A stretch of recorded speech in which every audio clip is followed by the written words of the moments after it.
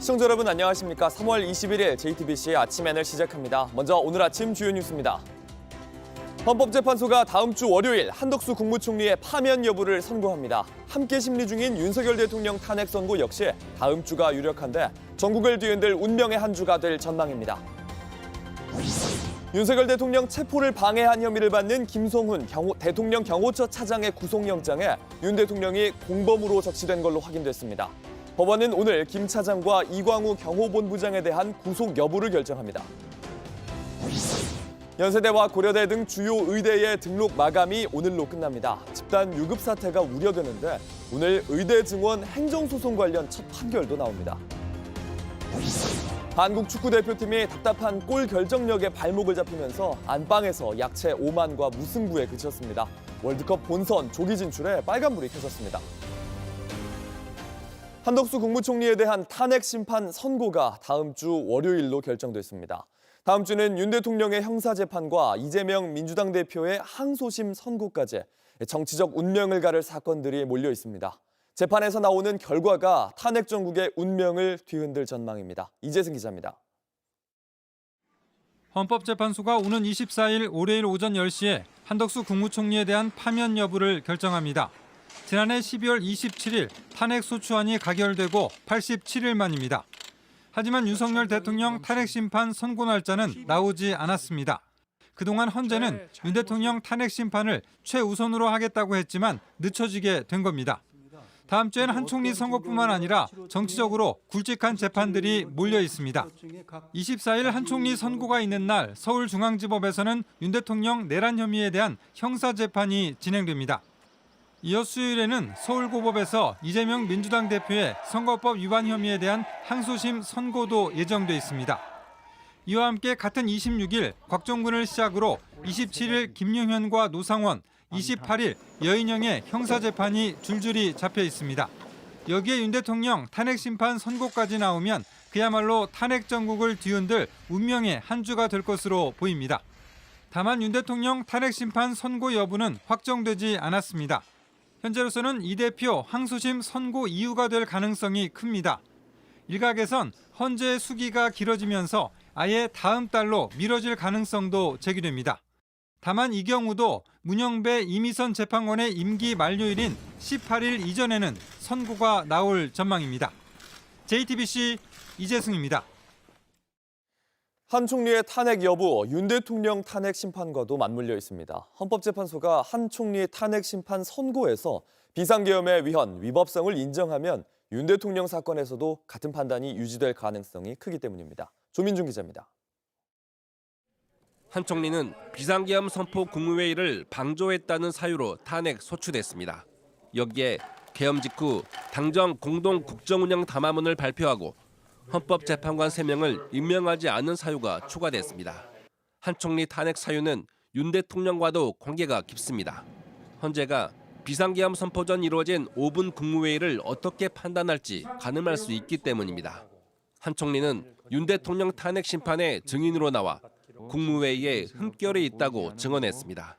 통상의 국무회의와는 달랐고 또 형식적인 또 실체적인 흠결이 있었다고 생각합니다. 헌재는 이 국무회의가 위법한 국무회의에서 한 총리가 파면당할 정도로 역할을 했는지를 각각 판단해 결정문에 담을 것으로 보입니다. 이와 함께 탄핵 사유 변경에 대한 헌재의 판단도 주목됩니다. 국회 대리인은 윤 대통령뿐만 아니라 한 총리 탄핵 사유에서 내란죄를 철회했습니다. 국민의힘은 이를 두고 절차적 문제가 있다고 주장해왔습니다. 국회 대리인은 박근혜 전 대통령 탄핵 때 당시 권성동 소추위원도 탄핵 사유를 수정했다며 이는 헌재가 전적으로 판단할 문제라고 맞서왔습니다. 헌재가 한 총리 선고에서 사유 변경이 문제 없다고 판단하면 같은 쟁점이 있는 윤 대통령 선고에도 영향을 주게 됩니다. 이와 함께 탄핵 소추 기각으로 한 총리가 복귀한다면 마은혁 헌법재판관 후보자를 임명할지 여부도 윤 대통령 탄핵의 주요 변수로 작용할 전망입니다. JTBC 조민중입니다. 윤석열 대통령의 체포 영장 집행을 막아선 김성훈 경호처 차장의 구속 여부가 오늘 결정됩니다. 영장을 살펴보니 윤 대통령을 주요 공범으로 표현했고 김 차장이 윤 대통령의 지시를 숨기고 꼬리 자르기를 하려고 한다고 적혔습니다. 박현주 기자입니다. 지난 1월 윤석열 대통령이 관저 밖으로 나와 직접 경호 상황을 확인하는 모습입니다. 당시 윤 대통령은 공수처의 체포 영장 집행을 거부하고 있었습니다. 취재 결과 경찰은 특수공무집행 방해와 직권남용 혐의를 받는 김성훈 경호처 차장의 구속영장에 윤 대통령을 주요 피의자로 적은 것으로 확인됐습니다. 첫머리에 나열한 피의자 중에 윤 대통령의 이름을 가장 먼저 썼고 김 차장과 이광우 경호본부장, 박종준 전 경호처장, 이진아 경비안전본부장 등의 순서로 적었습니다. 특히 김 차장이 피의자 윤 대통령으로부터 공수처의 체포 영장 집행을 저지하라는 취지의 지시를 받은 사실이 확인됐다고도 적시했습니다. 경찰은 김 차장의 구속이 필요한 이유를 설명하면서 또다시 윤 대통령을 언급했습니다. 주요 공범자인 피의자 윤 대통령의 혐의와 관련된 사항을 함구하면서 범행 직접 지시자의 존재 자체를 숨기려는 꼬리 자르기 시도를 하고 있다는 겁니다. 윤 대통령은 지난 1월 15일 체포되면서 유혈 사태를 막기 위한 것이라며 출석이란 표현을 썼습니다. 불미스러운 유혈 사태를 막기 위해서 일단 불법 수사이긴 하지만 공수처 출석에 응하기로 했습니다. 하지만 경찰은 당시 체포를 저지했던 최종 책임자로 사실상 윤 대통령을 지목한 셈입니다. 앞서 체포 영장 집행을 앞두고 윤 대통령이 국군 통수권자의 안전만 생각하라는 메시지를 보내자 김 차장이 충성을 다하겠다는 답장을 한 사실이 확인되기도 했습니다. JTBC 박현주입니다. 김성훈 경호처 차장은 직원들에게 욕설도 서슴지 않았던 걸로 드러났습니다. 구속영장에는 윤 대통령 체포를 저지하란 명령에 따르지 않았던 간부들을 겨냥해 위협하고 일주일간 경호 업무에서 배제한 내용도 담겼습니다. 김희애리 기자입니다. 지난 1월 15일 공수처와 경찰이 윤석열 대통령의 2차 체포영장 집행에 나선 모습입니다. 경호처 직원들이 강하게 막아섰던 1차 때와 달리 텅 빈 차량을 넘어 수월하게 관저로 진입합니다. 김 차장의 구속영장에는 윤 대통령 체포 당일의 상황이 생생하게 담겼습니다. 새벽 5시쯤 이광우 경호본부장은 차벽 설치를 지시받은 수행경호부장이 응답하지 않자 애들이 움직이지 않는다며 이 상황을 김 차장에게 전했습니다. 구속영장엔 김 차장이 수행경호부장을 직접 찾아가 욕설과 함께 빨리 나가서 투입해라는 지시를 하고 다시 욕설을 하면서 차 대라는데 안 되냐는 말을 했다고 적혀 있습니다. 하지만 수행경호부장의 수행경호과장도 직원들이 따르지 않는다며 지시를 거부한 것으로 조사됐습니다. 결국 윤 대통령은 체포돼 공수처로 압송됐습니다. 경찰은 체포영장 집행 직후 김 차장과 이 본부장이 명령 거부했던 사람들 다 죽여버리겠다고 말했다고 구속영장에 적었습니다. 이 본부장이 서울구치소에서 근무 중이던 수행경호부장에게 너 임무 배제야 라고 말한 뒤 수행경호과장과 함께 직무에서 배제했다는 겁니다. 두 사람은 지난 1월 16일부터 22일까지 일주일가량 경호 업무에서 빠졌습니다. 이 본부장에게 보고를 받은 김 차장은 잘했네라는 반응을 보인 것으로 조사됐습니다. 이에 대해 김 차장 측은 경호처의 직무배제 형태의 인사조치가 존재하지 않고 잠시 사무실 대기를 시켰을 뿐이라며 직권남용 혐의를 부인했습니다. JTBC 김혜리입니다. 윤 대통령 탄핵 선고가 늦어지면서 피해를 보는 곳이 헌법재판소 주변 식당들입니다. 연일 계속되는 집회에 길목이 막힌 데다 극렬 지지자들은 탄핵 찬성 식당이라며 몰려가 공격하고 있습니다. 이은진 기자입니다. 헌법재판소 건너편 식당 갑니다. 식당 입구를 시위대가 점령했습니다. 경찰이 일부 시위대를 밀어냈지만 식당으로 오는 길도 차단됐습니다. 시위대의 영업방해는 이뿐만이 아닙니다. 하지 말한 경제하는 음식점이라고 어떤 피해를 쳤는지 모르겠는데 있기 때문에 매출이 지출이 많죠. 극렬 지지자들이 탄핵 찬성 식당이라며 좌표를 찍고 공격을 하는 겁니다. 갑자기 욕설 전화가 오는가 하면 여기 앞에서 애국자들한테 욕했나 이런 식으로 해서 하니까 갑자기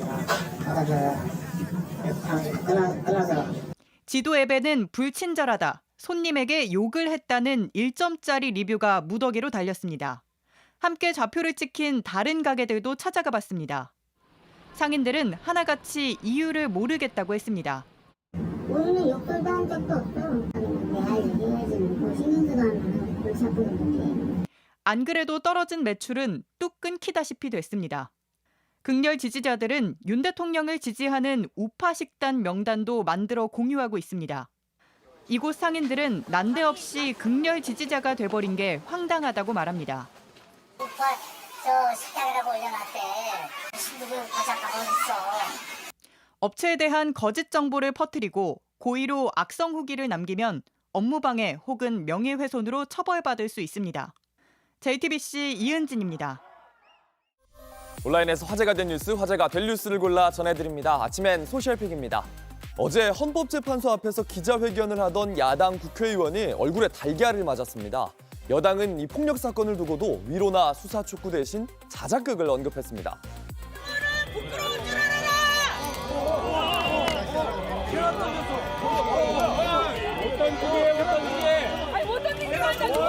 누군가 던진 날달걀이 백혜련 의원의 얼굴로 날아와 깨졌습니다. 같은 날 이재정 의원도 헌법재판소를 지나던 중 한 남성에게 허벅지를 발로 차였다고 신고했습니다. 이 달걀을 던진 행동에 대해 질문을 받은 신동욱 국민의힘 대변인은 우리도 지지자들에게 야단을 많이 맞는다며 이렇게 답변했습니다. 그래서 그게 민주당 지지자가 던진 건지 뭐 아니면 국민의힘 지지자가 던진 건지 그 부분은 좀 파악을 하고 나서 말씀을 드리겠습니다. 폭력에 대해 반대한다는 말 대신 사건을 파악하겠다며 말을 아꼈습니다. 윤상현 의원은 자신의 페이스북에 일각에선 민주당 측의 자작극일 가능성을 제기하며 목격담을 공유하고 있다고 썼습니다. 최근 이재명 민주당 대표가 최상목 대통령 권한대행에게 헌법재판관 임명을 압박하며 한 말도 논란이 됐는데요. 지금 이 순간부터 국민 누구나 직무유기 현행범으로 체포할 수 있기 때문에 몸조심하기 바랍니다. 혼란을 수습해야 할 정치에서 존중과 타협이 아니라 서로를 자극하는 말만 강해지고 있습니다. 트럼프 행정부의 장관이 나서서 테슬라에 대한 공격을 맡고 있습니다. 미국 상무부 장관은 인터뷰에서 테슬라 주식을 추천하기까지 합니다.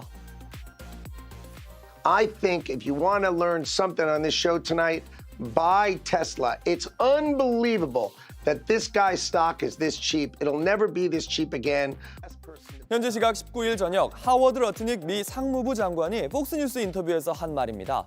최근 이어지는 테슬라 차량에 대한 공격은 민주당 일부가 벌이는 짓이라며 테슬라와 일론 머스크를 추켜 세웠습니다. You're going to be buying a Tesla robot, and anybody who doesn't buy a Tesla robot is going to be silly. No one's going to be keying anything. Elon Musk is the best entrepreneur and technologist in America, and I bet on him. I wish I was allowed, but I'm not allowed to buy any stock. 문제가 되는 건 이 사람이 장관이기 때문입니다. CNBC에 따르면요, 연방 공무원이 공직과 관련된 권한을 이용해 기업을 보증하는 행위, 이해충돌 규칙 위반입니다. 트럼프 대통령의 경우는 면제될 수 있지만 장관은 규칙에서 자유롭지 않다는 겁니다. 행정부의 지원 사격이 테슬라에 도움이 될진 미지수입니다. 트럼프 당선 이후 약 $480까지 올랐던 테슬라의 주가, 머스크의 정치 행보 등의 영향을 받으면서 고점 대비 50% 넘게 떨어진 상태입니다. 지난 13일 넷플릭스를 통해 공개된 한 영국 드라마가 크게 주목을 받고 있습니다. 영국 의회에서도요, 청소년과 가정을 위한 훌륭한 교육 자료라고 언급할 정도입니다.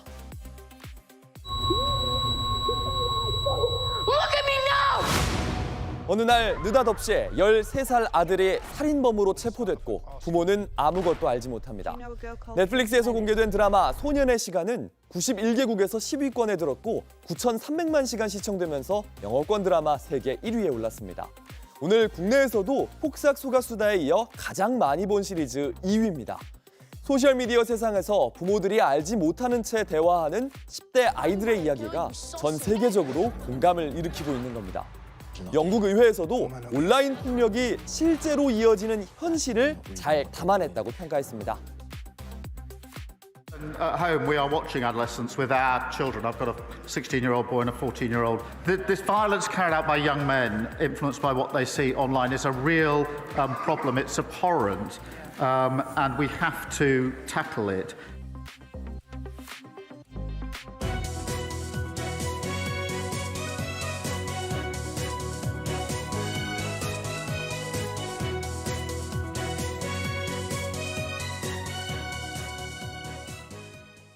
김용현 전 국방부 장관의 과거 직속 부하가 김 전 장관을 고소하겠다고 밝혔습니다. 14년 전에 병사가 물에 빠져 숨진 걸 후임을 구하려던 거라며 미담으로 조작한 사건이 있었는데 김용현 전 장관이 주도해서 조작한 뒤 부하에게 덮어씌웠다는 겁니다. 유선희 기자입니다.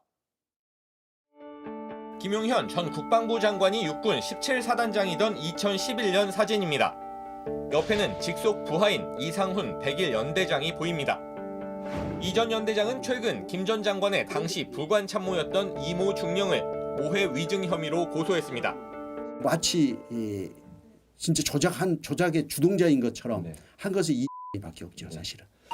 사연은 이렇습니다. 2011년 17사단 소속 병사가 물에 빠져 숨졌는데 후임을 구하다가 숨졌다는 기사가 쏟아졌습니다. 그런데 얼마 뒤 이 미담은 조작된 걸로 드러났습니다.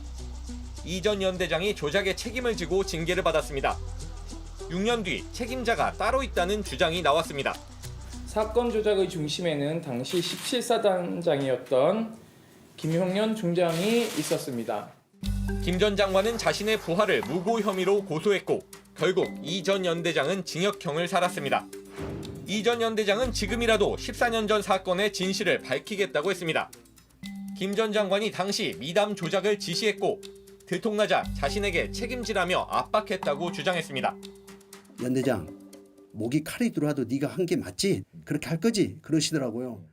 군내 실세였던 김 전 장관의 힘과 당시 부관 참모였던 이중령의 위증으로 자신이 잘못을 뒤집었었다는 겁니다. 이를 입증할 증거로 이중령이 법정에서 이 전 연대장이 당시 참모장에게 미담을 보고했다고 증언한 조서와 직접 보고받은 게 없다고 증언한 참모장의 조서를 함께 공개했습니다. 당사자 증언과 어긋난다는 겁니다. 당시 참모장은 JTBC에도 보고받은 기억은 없다고 했습니다. 연대장이 아닌 사단장에게 살신성인 얘기를 들었다는 진술 문건도 여럿 있습니다. 이 전 연대장은 추가 증거를 더해 김 전 장관도 고소할 예정입니다. 이중령은 당시 직접 보고 들은 대로 증언했고 또 정식 최면 수사로 기억을 떠올린 거라며 정면 반박했습니다. JTBC 유선입니다. 대학이 의대생들에게 복귀하지 않으면 제적하겠다고 최후 통첩을 보냈습니다. 당장 오늘이 고려대와 연세대 등 주요 의대의 복귀 마지막 날입니다. 의대생들은 꿈쩍하지 않고 집단 소송으로 맞서겠다고 나섰습니다. 윤정식 기자입니다. 전국 40개 의과대학은 의대생들의 집단 휴학계를 반려하겠다고 발표했습니다. 이미 조선대와 전북대 등 일부 대학들은 휴학계 반려를 시작했습니다. 그 사이 복귀 데드라인은 다가오고 있습니다. 연세대와 고려대, 경북대는 오늘까지 등록해야 제적을 면할 수 있고 나머지 대학들도 다음 주까지는 등록해야 합니다. 연세대는 제적 시 재입학이 절대 불가능하다는 내용의 문자를 의대생들에게 보내며 최후 통첩을 날렸습니다. 하지만 의대생들은 꿈쩍하지 않고 있습니다. 일단 등록을 하고 최소 학점만 듣는 방식으로 집단 수업 거부를 이어가고 있습니다. 한 지방 국립의대 관계자는 신입생의 94%가 한 과목을 신청했고 2학년생도 비슷하다고 말했습니다. 그러나 이렇게 수업을 들으면 취득학점 미달로 유급될 수 있고 유급이 쌓이면 제적 사유가 됩니다. 24학번들은 이제 이미 1학년에 25학번들이 꽉 차 있기 때문에 제적되더라도 재입학 심사가 불가능하고요. 그럼에도 의대생들은 전 학년을 모두 유급이나 제적시키는 것은 불가능할 거란 판단에 강대강 대치를 이어가는 겁니다. 의대생 단체인 의대협 역시 학교에서 휴학을 받아주지 않으면 집단 소송을 비롯한 모든 수단을 강구할 거라고 경고했습니다.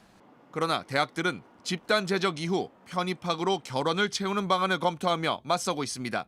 이런 가운데 오늘 오후 의대 정원 증원과 관련해 전국 의과대학 교수협의회 측이 정부를 상대로 제기한 행정소송 첫 본안 판결이 나옵니다. 교수협의회는 지난해 3월 정부의 의대 증원 정책은 헌법을 어긴 의료농단이고 복지부 장관은 대학 입학 정원을 늘릴 권한이 없다면서 소송을 제기한 바 있습니다. JTBC 윤정식입니다. 곧 휴전할 것 같던 러시아 우크라이나 전쟁이 다시 안개 속으로 빠지고 있습니다. 러시아가 미국의 우크라이나 군사 지원을 멈추라고 요구했고 우크라이나는 종전이 아니라 최후 통첩이라며 반발하고 있습니다. 로스앤젤레스 홍지은 특파원입니다. 트럼프 미국 대통령의 중재로 부분 휴전에 합의한 러시아가 이틀 만에 중재국 미국을 걸고 넘어졌습니다. 미국이 우크라이나에 계속 무기와 군사 정보를 지원하는 것은 부당하다는 겁니다. Поэтому, конечно, поставки вооружений киевскому режиму идут вразрез с декларируемыми намерениями достигнуть мир, перевести все в русло политико-дипломатического урегулирования. 푸틴 러시아 대통령은 지난 18일 트럼프 대통령과 전화통화에서도 우크라이나에 대한 서방의 지원 중단을 촉구했습니다. 그러나 미국은 우크라이나에 대한 지원을 이어가기로 했습니다.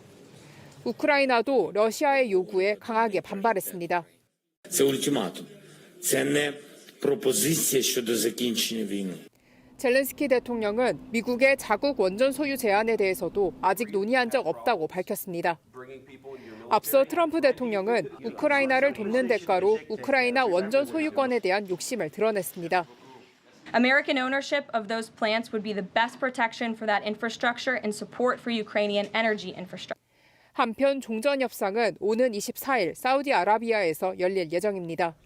우크라이나와 미국 간 회담이 먼저 진행된 뒤 이어서 미국과 러시아 회담이 뒤따를 것으로 알려지는 가운데 협상 장기화 우려도 나오고 있습니다. 로스앤젤레스에서 JTBC 홍지은입니다. 날씨입니다. 오늘은 전국이 맑겠고 일교차가 10도 이상 벌어지겠습니다. 낮 최고 기온은 서울이 17도, 대구 22도 등으로 어제보다 2도에서 5도가량 높아 포근하겠습니다. 다만 대기가 정체된 데다 중국발 스모그가 유입되면서 강원도를 제외한 전국 곳곳에 초미세먼지 농도가 종일 나쁨 수준을 보이겠습니다. JTBC 아침 NL 마칩니다. 다음 주도 7시 반에 아침을 열겠습니다. 시청해주셔서 감사합니다.